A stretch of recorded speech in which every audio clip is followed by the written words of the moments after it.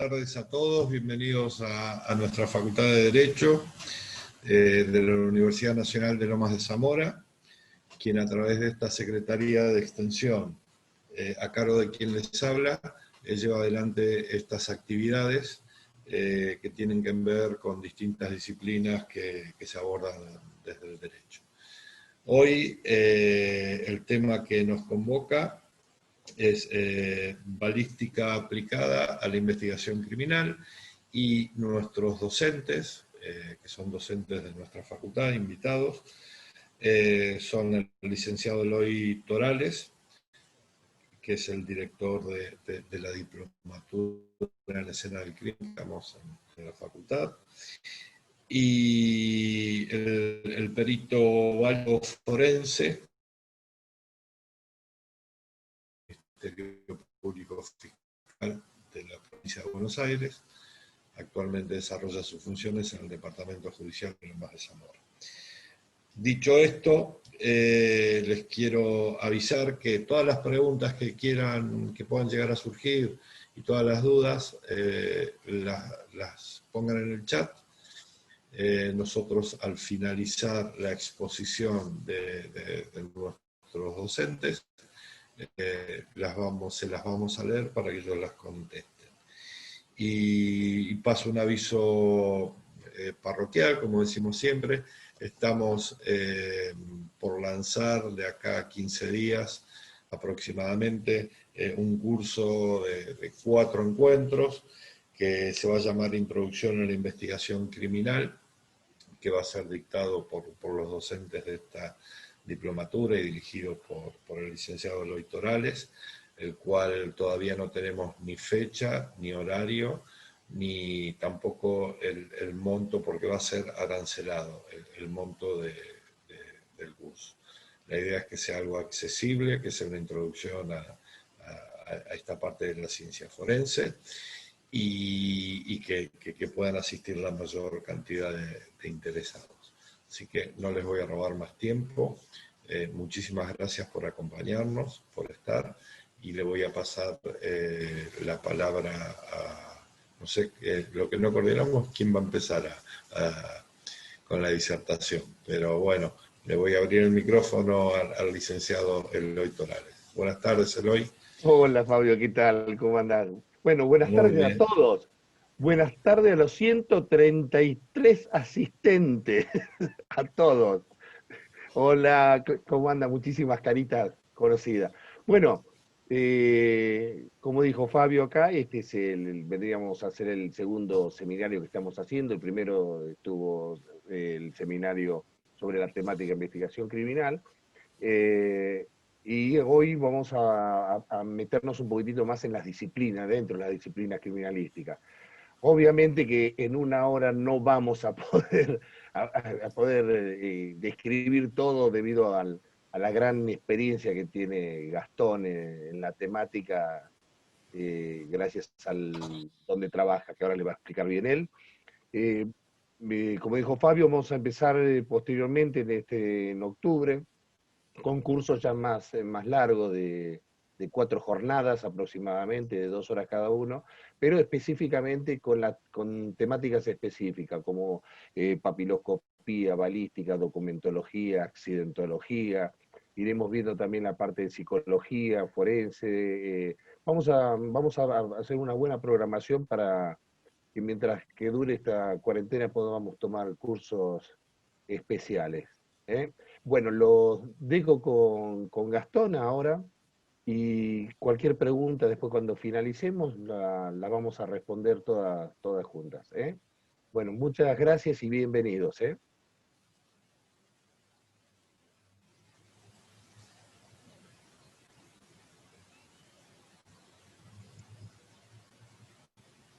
Gastón, ¿habilitás el audio? Sí, ahí está. Hola, sí, ¿se escucha? Bueno, se escucha. Bueno, ¿qué tal? Muy buenas tardes a todos. Gracias por asistir a esta charla, que, como decía Eloy, es una breve charla introductoria a lo que es este gran mundo de la criminalística y en especial la balística forense. Voy a compartir, si me dan 2 minutos, ya entrar a un Power e ir contándoles un poco cuál es la idea.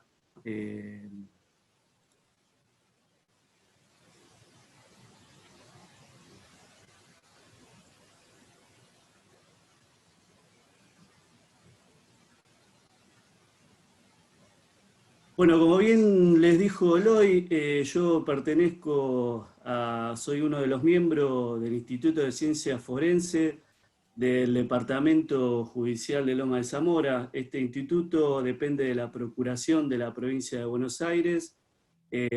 Dentro de este instituto se trabajan todas las pericias que tienen injerencia en materia de investigación penal.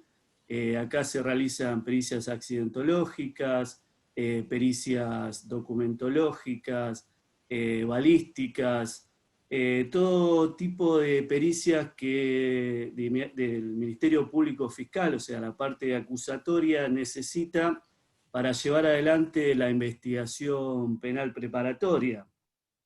Vale aclarar que dentro de este Instituto de Ciencia Forense somos, a modo de ejemplo introductorio, como siempre comento, somos 12 peritos balísticos, 2 peritos en accidentología vial, una perito en documentología, un perito en revenido metaloquímico.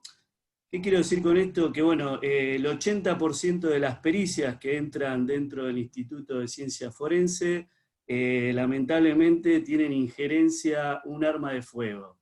Quizás por la región en la que nos encontramos, por el conurbano caliente, llámenlo como quieran, pero por eso hay más cantidad de peritos balísticos que quizás otras especialidades, simplemente por el trabajo que hay en materia del caudal. Y obviamente nos trae un poquito a la charla de hoy, que es tratar de ver cómo es la labor del perito balístico dentro de lo que es un lugar del hecho. Vamos a introducirnos, son filminas básicas que estoy seguro que la mayoría conocen y es solo para refrescar un poco la memoria, saber qué es la balística, que es el tema que hoy nos compete, que es básicamente el arte de calcular el alcance, dirección y trayectoria de los proyectiles en el espacio, ¿está bien? Como todos sabemos, cuando existe un arma de fuego en un lugar del hecho, el daño que se genera en el lugar del hecho, tanto dentro de un homicidio, dentro de lo que es el ataque a un vehículo o a cualquier otro ámbito que se analiza, lo que hace el daño y lo que se analiza son los proyectiles al arribar al lugar del hecho. La balística forense, ¿qué es la balística forense? Básicamente es la rama de la criminalística que estudia las armas de fuego portátiles, sus mecanismos, su munición y los efectos que esto producen en tanto y en cuanto resulten de interés para la justicia. Ahí es donde ya deja de ser la balística común, que se analiza desde un ingeniero en armas, y pasa a ser lo que es la balística forense, la cual es el análisis balístico que tiene injerencia para la justicia. La balística forense, como sabemos, tiene 3 ramas muy importantes: la balística interior, la balística exterior y la balística terminal. Dentro de las ramas de la balística se desprenden la balística comparativa, que hoy está un poco ya tomando trascendencia porque es la que determina la paternidad del arma que impulsó el proyectil, que impactó y dio muerte a la persona, siempre hablando de un hecho aberrante, ¿no? Que es el hecho del homicidio, o las vainas que se encontraron en el lugar del hecho. Y obviamente la balística médico-legal, que como sabemos hoy en día, dentro de lo que es la medicina forense, el médico también tiene que saber o tener conocimiento de balística forense. Para ya ir entrando a lo que son los hechos reales, El fundamento de las ciencias forenses en el lugar del hecho básicamente es dentro de los 7 principios de la criminalística, que imagino que varios ya conocen.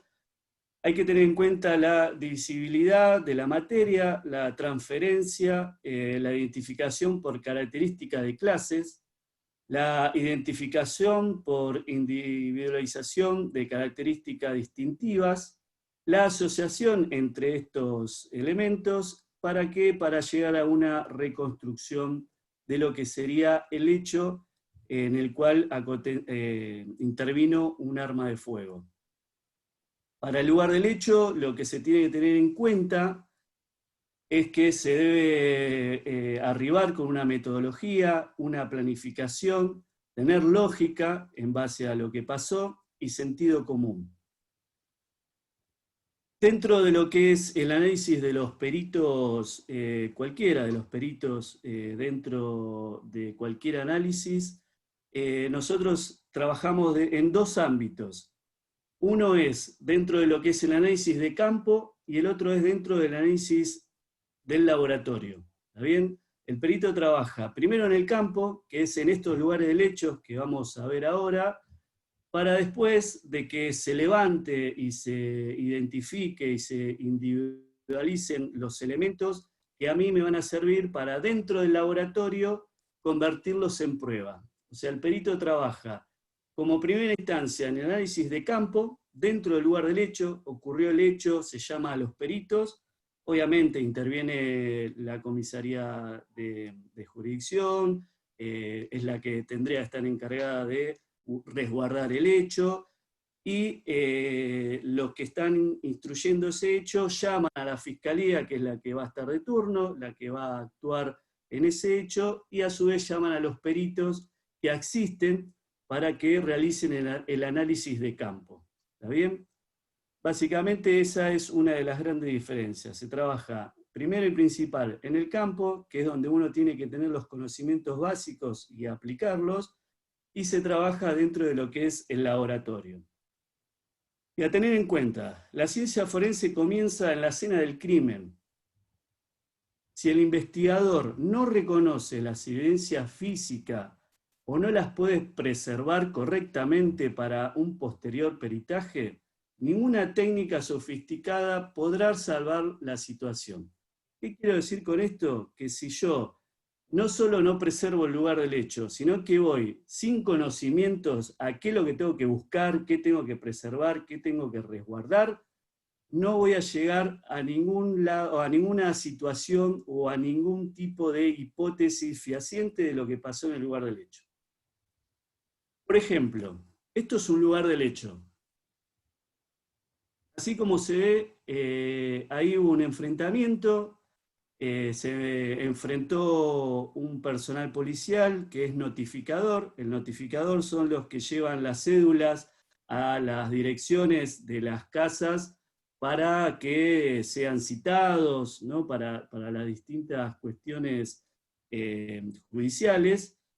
Y en ese lugar lo quisieron robar y él mantuvo un enfrentamiento en el cual hirió a 2 personas, que las personas de los delincuentes, digamos, que lo quisieron robar, fueron trasladados por los mismos vecinos al nosocomio. Él termina herido y termina yendo al nosocomio también, trasladado por su medio para ser atendido.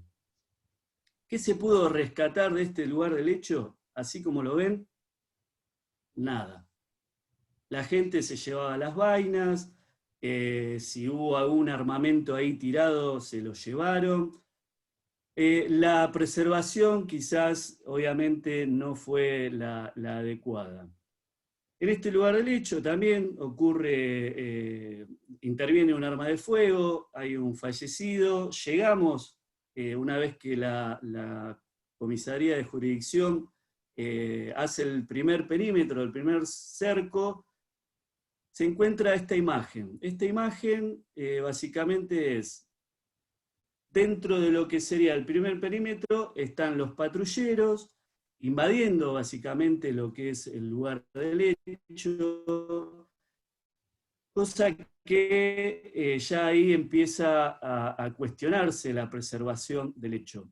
Acá, como se puede ver, un segundo cordón, siguen estando adentro de lo que para nosotros sería el lugar del hecho. Hay que tener en cuenta que la preservación, como siempre expresamos con el hoy, dentro del curso que se dicta en la universidad, se tiene que tener en cuenta casi una cuadra, cortar varias esquinas, preservar por una posible fuga de los delincuentes, si no descartan. La cuestión es que este hecho, la verdad que se preserva dentro de todo bien, pero con los móviles adentro de lo que sería el lugar del hecho. Obviamente al arribo nuestro se solicita de que se retiren esos vehículos, que se corte de esquina a esquina, para poder tener el lugar, la escena del crimen, digamos, con más espacio o más campo para analizar. ¿Está bien? Este es otro hecho en el cual también, obviamente, en la nocturnidad se complica la preservación de un hecho, la visibilidad no es buena, siempre se recomienda tratar de preservarlo y esperar las primeras horas de la luz del día, pero bueno, hay lugares y espacios donde ocurren que, independientemente de eso, se preserva lo que se puede preservar y los peritos tenemos que trabajar dentro de esa preservación, ¿está bien?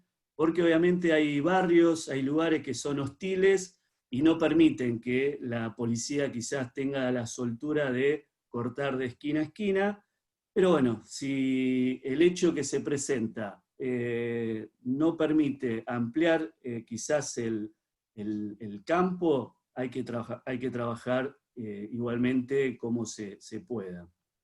Después obviamente tenés lugares del hecho que son bien preservados, que cortan de esquina a esquina, que no permiten el tránsito dentro de lo que es el estudio de campo, y obviamente quizás el perito ahí va a tener otra soltura para trabajar, y quizás otros resultados un poquito más beneficiosos para lo que es el hecho hablando pericialmente, ¿no?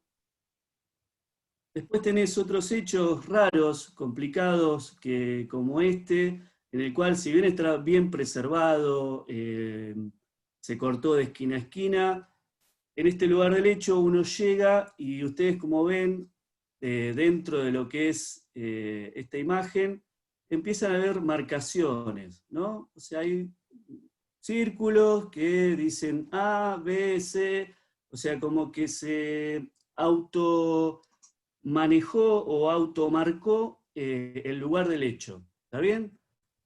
Y uno ve esas marcaciones, que supuestamente dentro de estas marcaciones existían los elementos importantes para analizar, como las vainas, obviamente como ustedes saben, preservar una vaina en el lugar donde cayó me va a indicar a mí la posible posición del tirador, ¿está bien?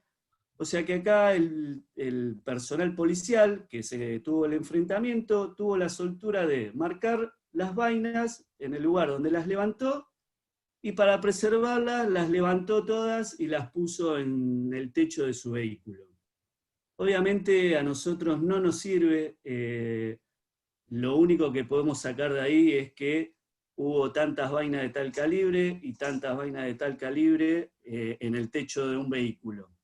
O sea, la verdad que no se sabe si la intencionalidad de este supuesto levantamiento sin la pericia de un perito fue adrede para tratar de que no se sepa por dónde se ocasionaron los disparos, o bueno, tuvo la intencionalidad de preservar como él decía.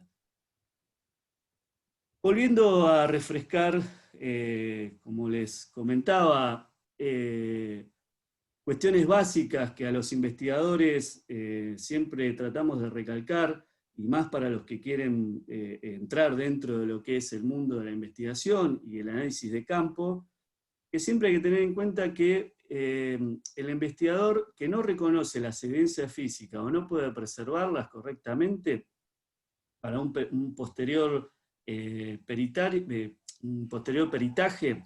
no hay técnica sofisticada que pueda salvar eso. O sea, si yo obvié una vaina, obvié un signo de disparo, obvié un proyectil, un fragmento de camisado, si lo obvié porque no lo reconocí, pierdo gran parte de lo que es el análisis de un lugar del hecho. Por ejemplo, ahora vamos a ver un lugar del hecho en el cual quiero que ustedes tengan como importancia, sacando que obviamente dentro del lugar del hecho existen los rastros, existen el levantamiento papilar, quizás algún indicio de ADN.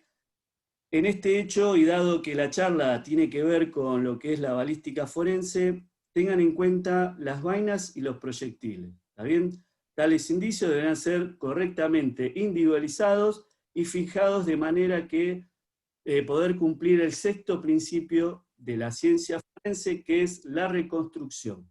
¿Está bien? Eso es lo que básicamente el buen ulterio de un lugar del hecho tiene ese fin, poder volver a reconstruirlo para saber quiénes participaron, cuántos participaron, cuáles son los tiradores, cuáles son las víctimas, cuáles son los victimarios. ¿Está bien? Vamos a ver un caso que varios de los alumnos que están hoy presentes quizás recuerden, y es el caso de un enfrentamiento que ocurre dentro de un colectivo de pasajeros común, de una línea de pasajeros, en el cual entran 4 delincuentes a cometer un ilícito, ¿no? A robarle las pertenencias al pasaje que se encontraba en este colectivo. ¿Está bien? Da la casualidad de que dentro de ese pasaje había personal policial, a lo cual repele ese robo, o ese intento de robo. ¿Está bien? Obviamente, como siempre les explico, hay que tener en cuenta el horario en que ocurrió. Este horario, este colectivo quiso ser robado alrededor de las 5:30 de la mañana. ¿Está bien? Hay que tener en cuenta porque a esa hora no había mucho pasaje, no estaba lleno el colectivo, porque si llegaba a estar lleno, la verdad que hubiese sido, ¿no?, una masacre. Pero vamos a empezar a individualizar los efectos que a nosotros nos van a servir para tratar de determinar cuántos tiradores hubo en este hecho y cuántos intervinieron, cuántas personas intervinieron. ¿Está bien? Acá empiezan los primeros indicios a tener en cuenta: 2 armas de fuego, una vaina y sangre. ¿Está bien? La sangre también me habla dentro del análisis, porque acá hubo una persona que fue herida, estaba parada en este lugar, que sería, digamos, donde uno sube al colectivo, y recibió algún tipo de herida, la cual le hizo perder, obviamente, sangre, ¿no? Seguimos buscando los indicios, más vainas, armas, en este caso es un arma de robo, es difícil llegar a identificarlas, más vainas a la altura media del colectivo, y acá es todo lo que levanté, ¿está bien? Obviamente lo identifiqué, le puse una numerología, y es lo que a mí me va a decir, después de que yo levante estas vainas y estos proyectiles, y lleve a lo que es el análisis de laboratorio, lo que pasó, ¿está bien? Por eso vuelvo a repetir que es muy importante que el perito tenga el conocimiento de cómo abordar un lugar del hecho, porque ahí empieza todo. Si a nosotros nos dedicamos nada más que al laboratorio y no tenemos un buen manejo del lugar del hecho, al laboratorio van a llegar elementos sin ningún tipo de sentido. No va a tener sentido que yo identifique la vaina 13, la 16, la 20, si yo no tengo un buen levantamiento del lugar del hecho y una buena fijación de dónde terminaron esos elementos. El 13, el 16, el 20, el 19, son todos elementos balísticos, que analizados me van a decir dónde estuvieron las personas que ocasionaron esos disparos. ¿Está bien? Indicios periciales que se convirtieron en prueba. Esto ya es análisis de laboratorio, como les venía repitiendo. El perito tiene el análisis de campo y el análisis de laboratorio. Se llevó a comparación cotejo positivo entre los proyectiles 6 y 7, grupos de vainas. Se armaron 3 grupos de vainas. Al armarse 3 grupos de vainas distintas entre sí, pero individualizadas en grupo, ya puedo llegar a decir acá que dispararon 3 armas. O sea, ¿cuántas personas intervinieron en el hecho con armas? 3 armas, ¿no? Ya el análisis de lo que es el lugar del hecho y el análisis de lo que es el análisis de laboratorio ya me está hablando a mí de qué es lo que sucedió. ¿Está bien? Por eso se hacen los 2 análisis, uno correlativo al otro, pero sigo repitiendo que lo más importante es tener el conocimiento del manejo del lugar del hecho, si no, el del laboratorio no sirve para nada. ¿Está bien? Y bueno, y acá obviamente se identifica que un grupo es de la pistola de vainas, es de la pistola del personal policial, o sea que ya vamos a saber dónde disparó el policía, porque disparó la 9, la 10, la 13, la 16 y la 20. Y si voy al lugar del hecho, identifico la 16, la 13, la 20 y la 9, y ya ubico al posible tirador en dónde fue encontrado, dónde pudo haber estado parado efectuando los disparos. Y esto es un poco lo que es el análisis y la labor del perito dentro de los lugares del hecho. ¿Está bien? Obviamente nosotros jugamos con esto dentro de la universidad, tratamos de enseñarles a los alumnos de qué tipo de lugar se trata, mencionar las disciplinas que son muy importantes, que tienen que trabajar en el lugar del hecho, explicar las trayectorias, los orificios. O sea, todo eso es materia de investigación para yo brindarle al fiscal la hipótesis más fehaciente de lo que ocurrió en ese hecho. ¿Está bien? Dentro de lo que es la investigación o la diplomatura que nosotros llevamos adelante, también jugamos un poco con lo que es el análisis de un lugar del hecho. ¿Está bien? Dentro de la facultad, con el espacio cedido gracias a la facultad, montamos lo que es un lugar del hecho. Acá, si lo ven, quizás lo ven de atrás, no lo reconocen, ¿no? Pero de adelante seguro lo van a reconocer. El director de la diplomatura presenta el caso, presenta el hecho, los heridos, las vainas, los que intervienen, la persona que interviene, y los alumnos son los que empiezan a darle lugar a la investigación y a darle la veracidad de lo que pasó.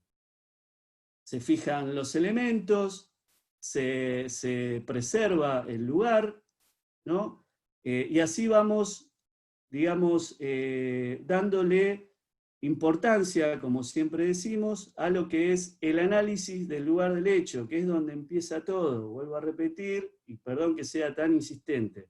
Si el lugar del hecho, el análisis, no está bien levantado, no se encuentra las cosas que se tienen que encontrar, no se encuentran los elementos que después van a ser pruebas para juzgar a quienes cometieron ese ilícito, no tiene ningún sentido el análisis de laboratorio.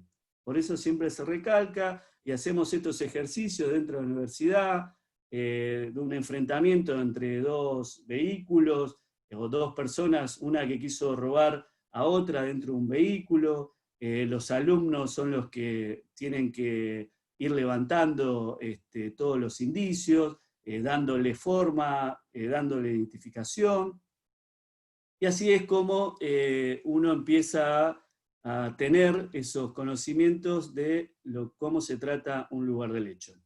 Este es otro hecho que seguro varios de los alumnos recuerdan.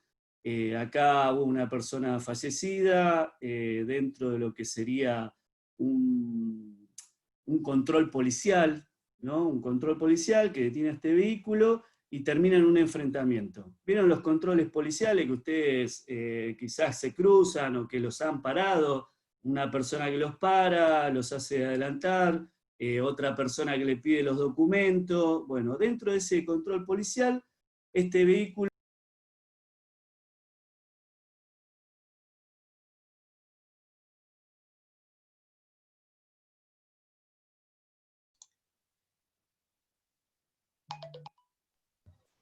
Gastón, estás silenciado. Ahí está. Ahí está. ¿Está? Sí.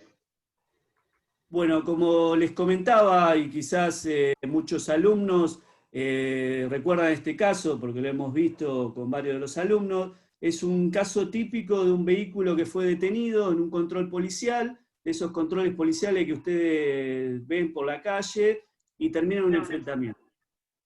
Y la idea era un poco conocer qué pasó en ese enfrentamiento, cuáles eran los personal policial que actuaron de un lado, qué personal policial actuó del otro, y obviamente todos los elementos de este caso fueron peritados y se conoció el abordaje del personal policial a este vehículo. ¿Está bien?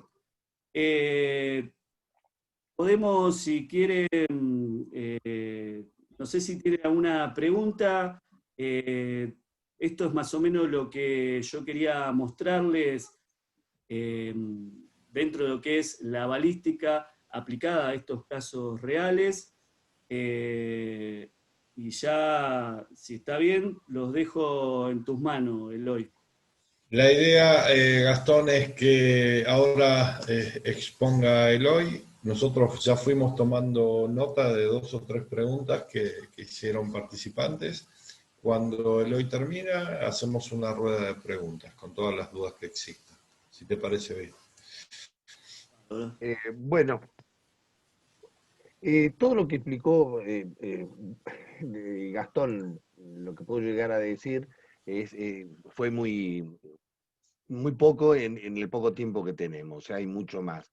Lo que estaba mostrando Gastón en las prácticas que realizamos nosotros con la diplomatura, se hace ya casi a fin de año, casi al finalizar la diplomatura, y es ahí donde todos los alumnos tienen que aplicar todos los conocimientos adquiridos de las distintas disciplinas criminalísticas y plantearse las potenciales hipótesis de lo que ocurrió ahí.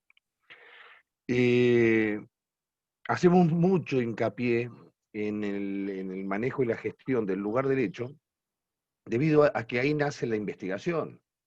Y casualmente ahí es donde estamos cometiendo los errores, las grandes debilidades que tenemos en estos momentos, es en las primeras intervenciones, en la cual no se sabe cortar la contaminación después de producido el hecho. Como mostró Gastón ahí, el policía queriendo ayudar hizo una marca y colocó las vainas arriba del techo. ¿Cuál era la vaina número 1? ¿Cuál era la 2? ¿Cuál era la 3? ¿Cuál era la 4? ¿Cómo puedo saber yo esto? Si lo sacó, pobre, sí, potencialmente estuvo en ese lado la vaina, potencialmente. Pero si a nosotros nos corren las cosas, si nos mueven las cosas, gente que no está especializada en la temática, nos están arruinando la investigación. O sea, se nos hace muy difícil la investigación. Lamentablemente tenemos dos factores, los 2 factores más importantes del proceso investigativo, que es la primera intervención, el primero que tiene que arribar, el policía de calle, no tiene esa capacitación específica técnica de cortar la contaminación en el lugar del hecho. Y lamentablemente, quien dirige la investigación, que se llama juez, fiscal en el sistema acusatorio, tampoco tiene la temática dentro de su currícula profesional. No tenemos una sola carrera de abogacía acá en la República Argentina donde se trate la temática investigación criminal, manejo y gestión de la escena del crimen, cadena de custodia. O sea que quien dirige la investigación desconoce todo lo que es la herramienta criminalística. Quien tiene que actuar primero para cortar la contaminación, que es el primer eslabón, el policía de calle, no tiene la capacitación o el entrenamiento para hacer ese corte de contaminación. Esa es la situación actual de la Argentina. Esa es la situación actual de nuestras investigaciones. Por eso muchas veces yo le digo a Gastón, che Gastón, ¿de qué me sirve a mí trabajar pero perfectamente bien el lugar del hecho, la escena del crimen, con los tables, las gafas, los barbijos, con todo el equipamiento habido por haber, si después esa evidencia agarran y la tiran en cualquier lado? No tenemos en Argentina depósito de evidencia. O sea, vean todos los errores que estamos teniendo. Vean los errores que se están cometiendo. O sea, no construimos depósito de evidencia y las evidencias tienen que ir a un depósito de evidencia. Donde trabaja, donde ediliciamente hablando, ese depósito está construido pura y exclusivamente para el cuidado o resguardo de la evidencia. Con protocolos para el manejo de la evidencia. Con gente capacitada para manejar cada una de las evidencias. O sea, estamos en una etapa donde se coloca, se aplica un sistema acusatorio, se impone o se decreta un sistema acusatorio en la cual el fiscal tiene que defender, el fiscal tiene que investigar, pero no se lo capacita para investigar. Yo siempre pregunto lo mismo, ¿cómo hacen para llegar a una condena si no entendieron la causa? ¿Cómo hacen para aplicar una condena si no entienden la causa? Nunca me levantó la mano un fiscal cuando yo pregunto siempre, levántenme la mano por favor, ¿quién entiende una causa desde la primera hoja hasta la última hoja? Todavía no logré nunca en mis 30 años de docente que me levanten la... ¿Cómo llegan a una conclusión entonces? ¿Cómo llegan a pedir una condena para una persona si no entienden la causa? ¿Cómo llegan a pedir una condena si no entienden un informe de autopsia? ¿Cómo llegan a una condena si no entienden un informe balístico? Si directamente no conocen los elementos balísticos. O sea, yo les puedo estar hablando de cartucho como hablándole de los pajaritos de color y estamos en la misma. Bueno, esos son los grandes problemas que estamos teniendo. Por eso ese diplomado que la universidad se comprometió, ya estamos hace 5 o 6 años ya dictándolo, que va apuntado pura y exclusivamente a mostrarles las virtudes de esas disciplinas, ¿a quién? A los fiscales, a la gente de la fiscalía, al policía. Por eso, no es que sacamos técnicos de ahí, pero sacamos y logramos personas que saben perfectamente bien y conocen perfectamente bien qué herramientas van a tener para hacer una investigación prolija. Y donde dejemos de lado los testimonios, la subjetividad, para presentar pruebas objetivas. Nosotros los criminalistas somos objetivos, nosotros no somos subjetivos. Y las causas son absolutamente subjetivos, pero lleno de testimonios. Lleno de testimonios. Obviamente todos distintos, ¿no? Pero bueno, sé que fue corto, quiero que la mayoría son balísticos acá, quiero que hagan todas las preguntas habidas por haber que Gastón le va a responder porque yo soy papilóscopo, así que no, de balística, escucho los sonidos, nada más los disparo. ¿Eh? Así que bueno, abrimos las preguntas. Ezequiel.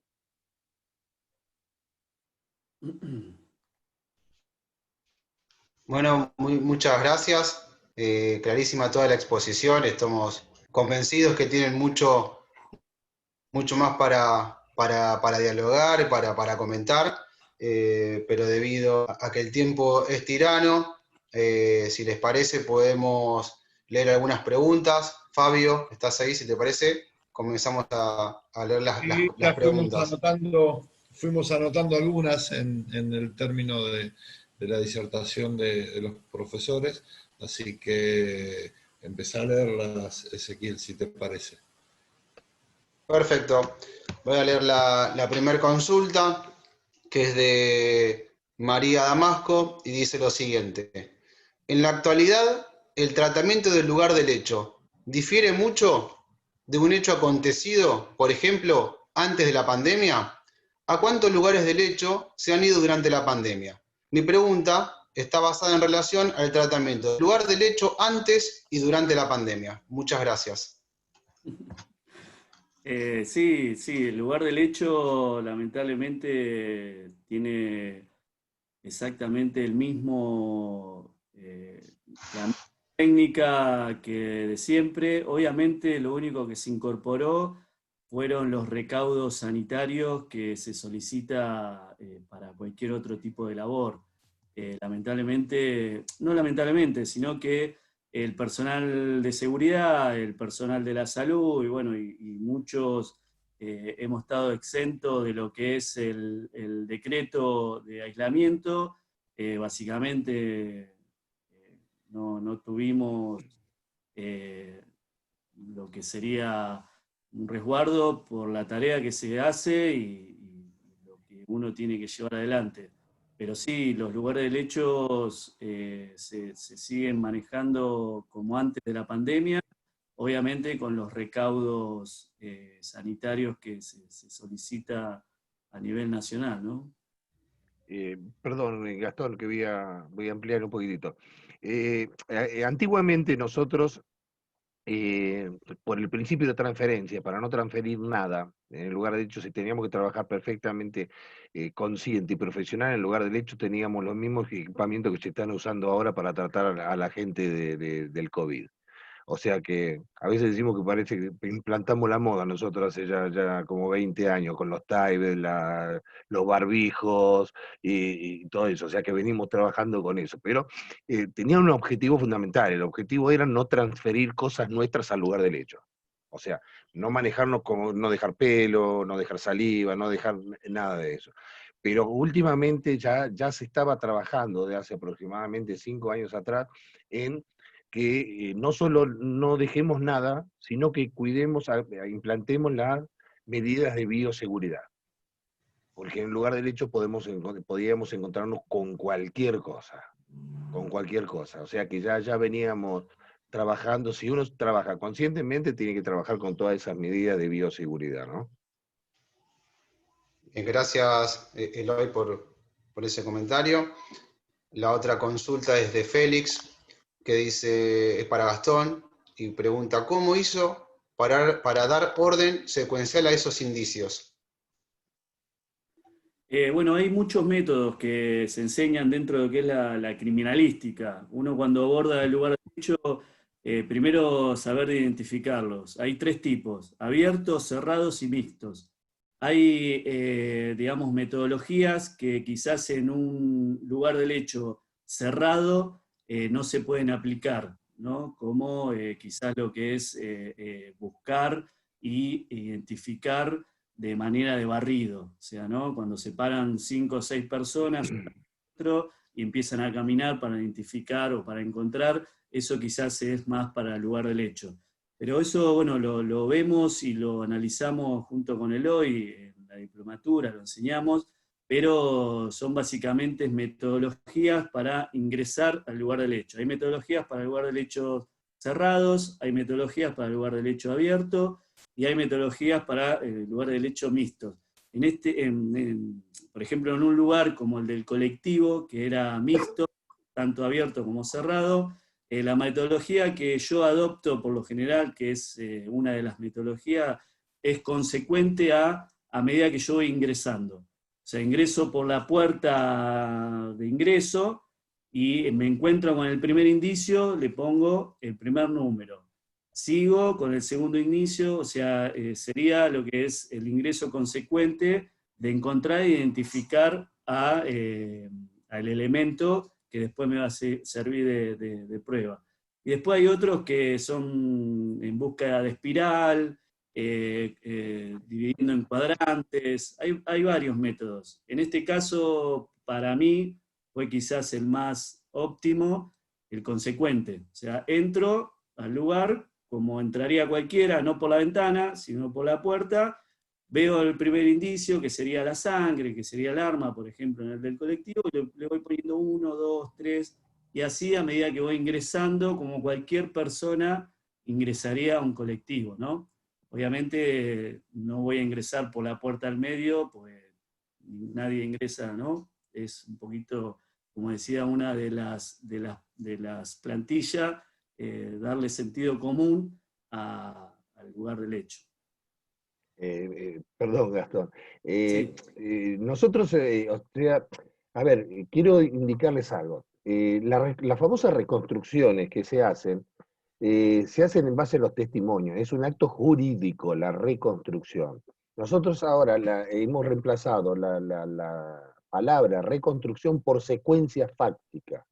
La secuencia fáctica es una pericia realizada en base a los elementos, rastros o indicios que nosotros convertimos en evidencia. Una vez que tenemos todo eso, podemos llegar a plantearlo una posible secuencia fáctica de acuerdo a lo que me dice la evidencia.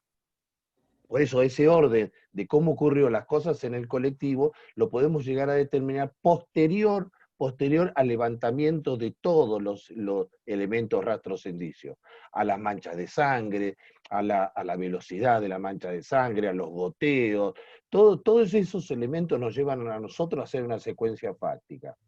Nosotros los criminalistas nos planteamos hipótesis, pero nos planteamos hipótesis para nosotros. Nosotros no decimos hipótesis a la justicia. Nosotros decimos, esto corresponde a esto porque lo hemos cotejado el elemento dubitado, el elemento indubitado nos dio este resultado. Pero nosotros no planteamos, las hipótesis nos las planteamos para nosotros. ¿Para qué? Para dentro del lugar del hecho y las posibles hipótesis que podamos llegar a tener, vamos a buscar la evidencia, lo que vamos a convertir en evidencia de acuerdo a la dinámica del suceso. A la dinámica que nos planteamos nosotros, ¿no? Bien. Otra consulta es de Gómez Sara y pregunta si le pueden recordar cómo es el proceso mecánico del arma al ser disparada. Y lo que pasa es que depende de qué arma, ¿no? Pero bueno, pongámosle de un arma corta, que podría ser una pistola, es básicamente llevar bala en recámara y empuñar el arma, cargar el arma, llevar corredera, bala en recámara y accionar la cola disparadora, que es la que va a permitir que el martillo golpee la aguja percutora y la aguja percutora inicie con el choque del iniciador, lo que es la quema de la pólvora es la que genera la presión necesaria para expulsar el proyectil por la boca de fuego. Ese quemado, lo que me surge a mí resaltar es que ese quemado de pólvora es instantáneo y es el que le imprime al proyectil la energía cinética, que la energía cinética es, como yo siempre les recalco, la que genera el daño al impactar. No solo el proyectil, porque ustedes tengan en cuenta que el proyectil tiene 9 milímetros, pongamos una pistola 9 milímetros, o sea, te está ingresando un pedacito de 9 milímetros al cuerpo. Si no tuviera energía cinética, ese pedacito de proyectil no haría nada. Ahora, cuando viene con energía cinética, la entrega de energía cinética es la que te hace el daño dentro del cuerpo y genera, obviamente, los daños dentro de los órganos que puede llegar a ocasionar la muerte, ¿no? No sé si respondí y me fui por otro lado, pero no sé si respondí un poco la respuesta. Gracias. Ahí estaban preguntando, Ezequiel, ahí estaban preguntando algo sobre si hubo respuesta positiva con el uso del IBIS. Voy a contestarle que sí, hubo respuesta positiva con el asunto del IBIS, pero el IBIS tenemos un gran problema, un enorme problema, que no está cargada toda la base de datos debido a que no hay terminales de IBIS en las distintas provincias. Y la Fiscalía no se quieren arriesgar a enviar acá a Capital Federal la evidencia que potencialmente se puede llegar a perder. O sea que no está siendo cargado como realmente corresponde. Creo que tendría que haber terminales en muchas provincias, más bien tirando terminales regionales, para que las provincias puedan acudir a cargar las evidencias balísticas, ¿no? Bien, gracias Eloy por la respuesta. Hay otra consulta que es de Carlos Burns y pregunta, ¿se puede sacar huellas digitales de las vainas? ¿A qué distancia del disparo deja grabado el tatuaje en la víctima? Lo primero, se hicieron muchas pruebas para lo que podría llegar a ser sacar huellas dactilares de una vaina. Cuando de la vaina, digamos, que no es servida, cuando yo agarro el cartucho y lo introduzco al cargador, ahí se puede sacar. Se puede sacar, pero obviamente en el porcentaje que quizás le pueda servir al perito para cotejar o no, porque la superficie de la vaina quizás no le permita tener toda la huella. Pero cuando la vaina es disparada, hay que tener en cuenta que los procesos de temperatura y de presión que sufre dentro de la recámara, se pierde totalmente lo que sería algo tan débil como el sebo o nosotros cuando dejamos la huella dactilar, digamos, es un material biológico que es biodegradable y cuando está expuesto a alta temperatura eso se pierde. O sea, básicamente que la vaina servida que pasó por el proceso del disparo no se van a poder encontrar huellas dactilares. La vaina que está dentro de lo que es el cartucho compuesto, al haber sido introducida, ahí se puede llegar a encontrar algún porcentaje de esa huella. Y la otra pregunta era, que no recuerdo. Perdón, ya que Gastón habló de papiloscopía, yo voy a hablar de Claro, balística. el especialista. ¿No es cierto? Ahora después te Carlos, leo la otra. bueno, claro, no, ahora va a hablar de ADN también. No, Carlos, te quiero explicar una cosa. Hicimos prueba con cianocrilato y sí, se obtuvo impresiones digitales. El tema es, como dice Gastón, si la vaina, o sea, es una vaina que no ha sido percutada, la obtenés. O sea, habría dos formas de trabajar acá, vamos. O sea, por lo pronto un proyectil, cuando lo vas a trabajar es un proyectil completo, que vos ya sabés que la persona fue cargando el cargador con esto. Tenés tanto la transferencia de la grasitud en la vaina, como tenés también la transferencia de la grasitud y de las palmas de la mano y los dígitos en el cargador. O sea que tenés dos lugares para buscar. ¿Entendés? De la vaina cuando está percutada, sí, no vas a obtener porque el calor quemó todo eso, porque acordate que son sales, grasas, proteínas, aminoácidos, lo quema. Pero guarda, si posterior a eso, cuando cayó al suelo, alguien la agarró, ponele la firma que va a tener impresión digital. ¿Entendés? Si al tipo se le trabó el arma y volvió a recargar para destrabar el arma, en esa también vas a tener impresiones digitales. ¿Entendés? O sea, yo creo siempre, para mí, siempre, como la finalidad mía es identificar a quién es el que cometió el hecho delictivo, la finalidad, o sea, la finalidad de la criminalística es determinar si hay un hecho delictivo y si hay un hecho delictivo, ¿quién lo cometió? Bueno, ¿cómo tengo que averiguar la identidad de una persona? ¿A través de la papiloscopía o a través de la genética? Son las dos cosas. Siempre tenemos que andar pensando nosotros, cuando enviemos a hacer un estudio, ¿qué de esas dos cosas destruyo? Porque si yo envío, o sea, el arma de fuego, pero sí, está bien, la aptitud del arma de fuego, sí es apta el arma, ¿y quién la disparó? ¿Y quién la usó? O sea, yo digo, ¿por qué no la mandás primero a rastro? Y decís, sí, ¿por qué no me buscás algún rastro acá? Y después mandás a hacer la aptitud. Si la papiloscopía, los procedimientos que se hacen no van a destruir nada del arma. O sea que yo creo que habría que cambiar un poquitito la mentalidad y cambiar el orden de las pericias. Primero tratar de obtenerme ADN y rastros papiloscópicos. Después seguir con lo demás. Nos pasa lo mismo con las notas de las personas que se suicidan. Esa nota la agarra todo el mundo. Y yo lo primero que tengo que hacer es levantar los rastros papiloscópicos de esa nota para ver si la escribió él o la escribió otro. O sea, ¿estoy ante un suicidio o estoy ante un homicidio? Pero si todo el mundo me tocó esa nota. Y es un trabajo de 5 minutos como mucho, ¿eh?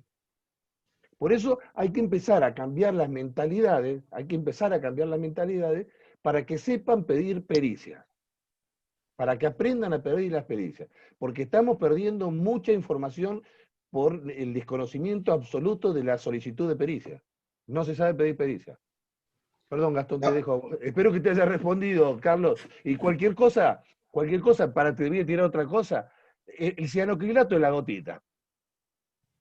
Tomate una cerveza, agarrá la tapita de la cerveza, sacarle el plastiquito, ponelo ahí, ponele 10 gotitas de la gotita, agarrá un vasito de plástico, tapalo con eso, agarrá una vaina, tocala y ponela ahí y dejala ahí al otro día, contame a ver cómo amaneció esa vaina. Vas a ver que vas a obtener una impresión digital. Gastón, la otra consulta que quedaba, gracias Eloy, No, por favor. la otra consulta es ¿a qué distancia del disparo deja grabado tatuaje en la víctima?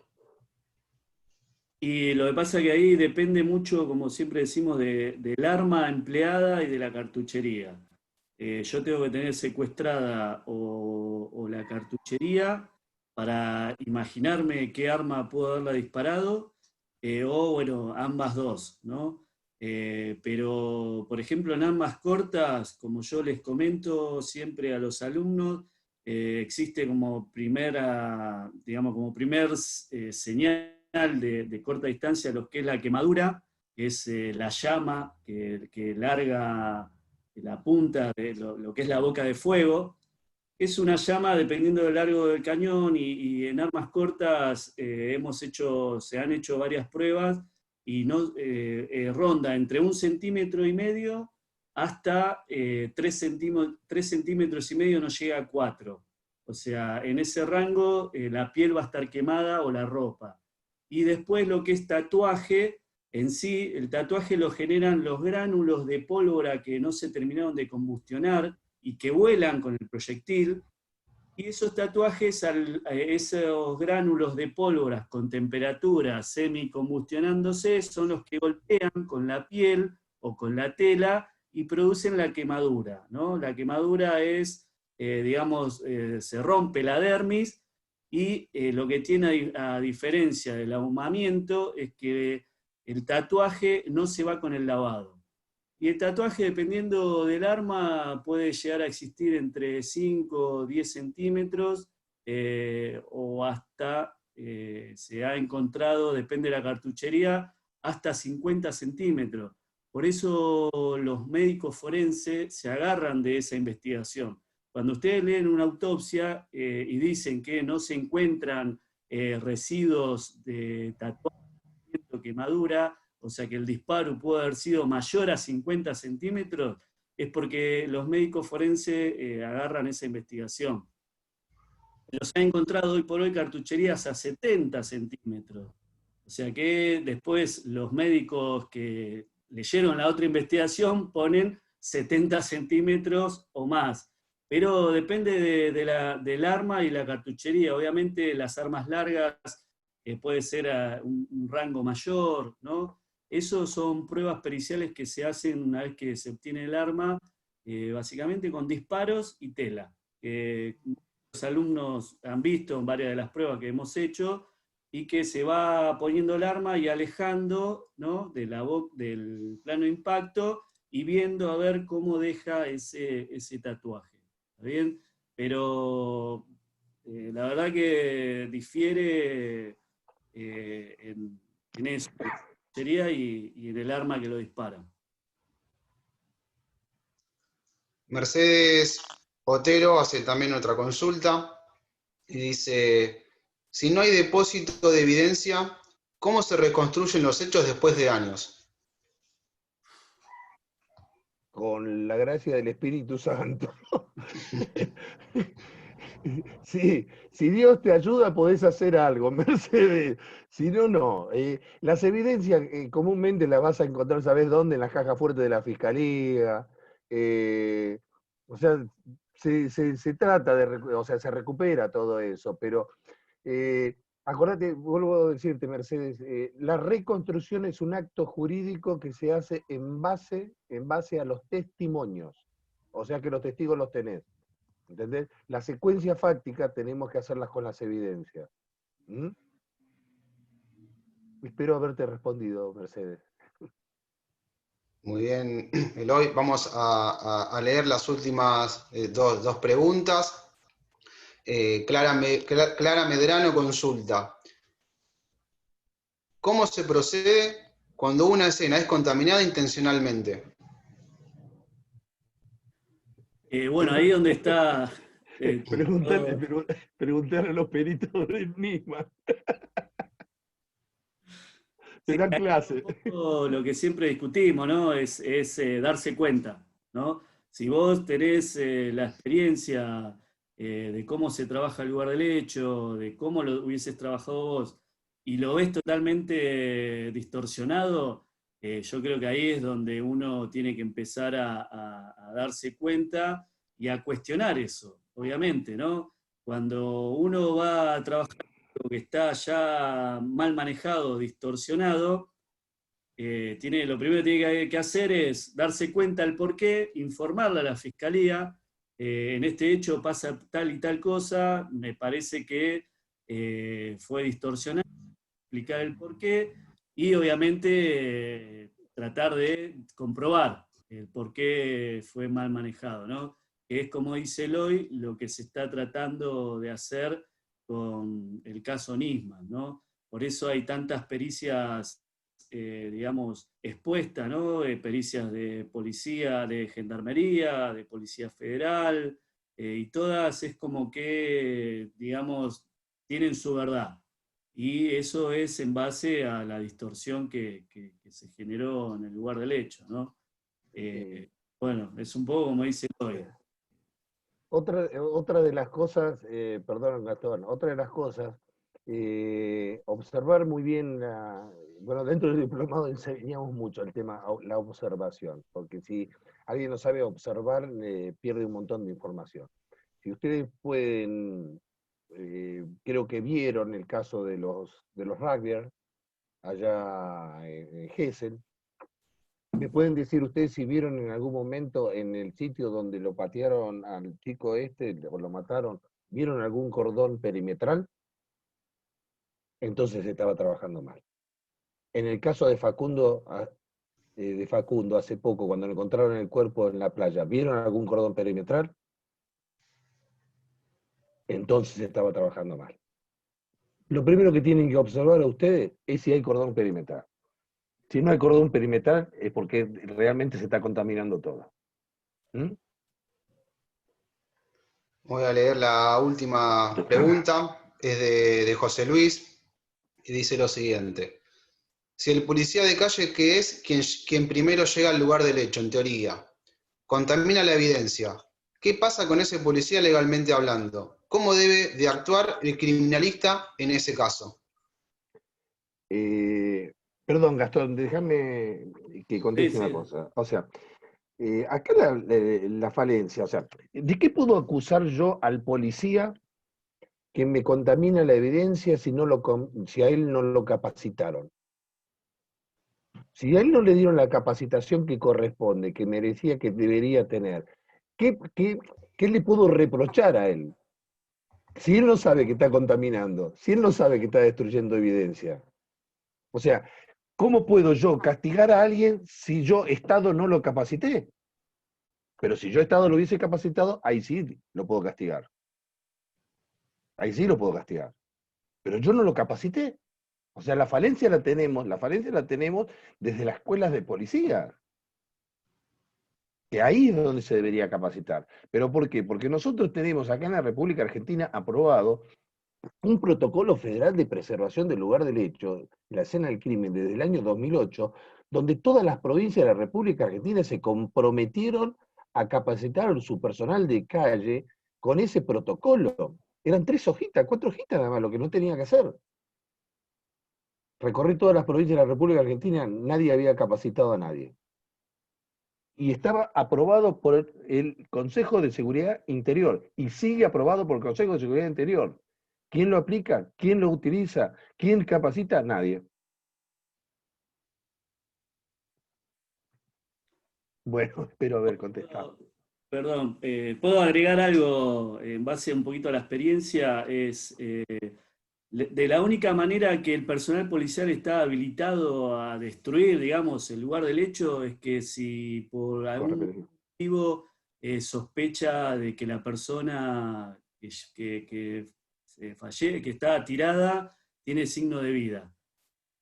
Porque lo primero que se debe preservar, obviamente, es la vida. O sea, si al ingresar al lugar del hecho y vio que pudo haber tenido un poquito de signo de vida porque por X motivo y pateó todo para agarrar el cuerpo, sacarlo y llevárselo a un nosocomio o darle asistencia, es, digamos, de la única manera que está, digamos, habilitado el personal policial, ¿no? Y después, digamos, teniendo en cuenta eso, o sea, mejor dicho, sacando eso, y quizás dándole una mala intencionalidad, ahí puede llegar a incurrir en cuestiones procesales que son típicas de, digamos, el empleado público, ¿no? El haber quizás adulterado pruebas, evidencia, hay cuestiones procesales en las que se le puede llegar a encuadrar a ese personal policial y obviamente le juega en contra la condición de personal de fuerza de seguridad, que como dice Eloy, tendría que saberlo. O sea, para el Estado tiene la potestad o el encuadre de ser un servidor del Estado, tiene que conocer sobre esos temas. Si no lo supo, es un poco quizás la contradicción que mencionaba Eloy, ¿no? Quizás lo puede hacer por inexperiencia o inexperto, o pudo haber sido agrede o intencional para ocultar algo o para haber generado algo en contra de ese hecho, ¿no?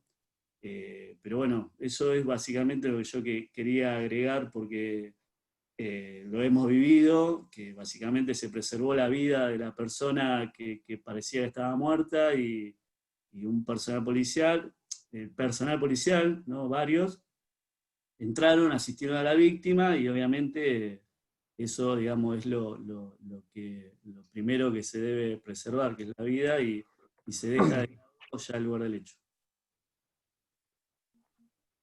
¿Alguna otra pregunta? Hay miles. Hay una consulta más. Hay muchas, pero sí. Creo que Ezequiel va a leer la última, ahora sí, y después seguiremos cuando armemos el curso, seguiremos profundizando estos temas. Así que Ezequiel, por favor, haced la última y no engañamos más a nuestros disertantes. Perfecto. Voy a leer la última, esperen que estoy buscando acá en el chat. ¿Estás eligiendo, Ezequiel? No, es que justo se me corrió el chat de la última, ahí está. Dice lo siguiente: cuando la Fiscalía manda a analizar si es apta para el disparo a la policía científica, ¿puede solicitar las pruebas de huellas en las municiones que quedaron y cargador? Entonces tendría que enviarlo a rastros en vez de balística. Porque no es función de balística, sino función de rastro. Y sí, debería. Todo lo que potencialmente pudo haber tocado quien disparó el arma es peritable. Bárbaro. Bueno, agradecerles a todos y cada uno de los presentes. Muy buena convocatoria, llegamos a ser casi 160 personas en esta plataforma de Zoom. Eso demuestra que hay un gran interés. No soy quien para sacar conclusiones acerca de las cuestiones científicas que abordaron. Sí, se me ocurre decir de que a veces el hilo esto lo digo como abogado, por haber estado en una causa que otra, que a veces el hilo se corta por lo más delgado, y en el caso del personal policial que asiste en su obligación de funcionario público a socorrer a una víctima, como decíamos, y que se dan esos errores que tienen en la formación, que a veces no pueden reservar bien el lugar del hecho, terminan involucrados desgraciadamente en la investigación criminal que se está llevando adelante, cuando lo único que hicieron fue tratar de cumplir con su trabajo. Eso es muy habitual, y a veces, sobre todo en los casos de enfrentamientos, el hilo se corta por lo más delgado. Es más fácil acusar a un funcionario público que está exponiendo su vida en un acto de servicio que cuestionar otras cosas que son más de fondo, hasta ni del delincuente, diría. Cuestiones sociales, empezar a cuestionar otras cosas. Así que, bueno, agradecerle infinitamente tanto a Gastón como a Eloy la generosidad que han tenido y tienen siempre con nuestra institución, de compartir sus conocimientos, sus tiempos, sus ganas. Y bueno, seguramente a todos los que han estado en estas charlas que hicimos, que esta es la segunda, nosotros les vamos a mandar un mail con la difusión si llevamos adelante el curso que estamos tratando de implementar. Así que se van a enterar por ahí o por las redes oficiales de nuestra Facultad de Derecho. Vamos a dar por finalizada esta actividad. Muy buenas noches para todos y gracias una vez más. Buenas noches. Gracias a todos. Buenas noches, Buenas gracias. noches. Muchas gracias. Nos Melissa, chau.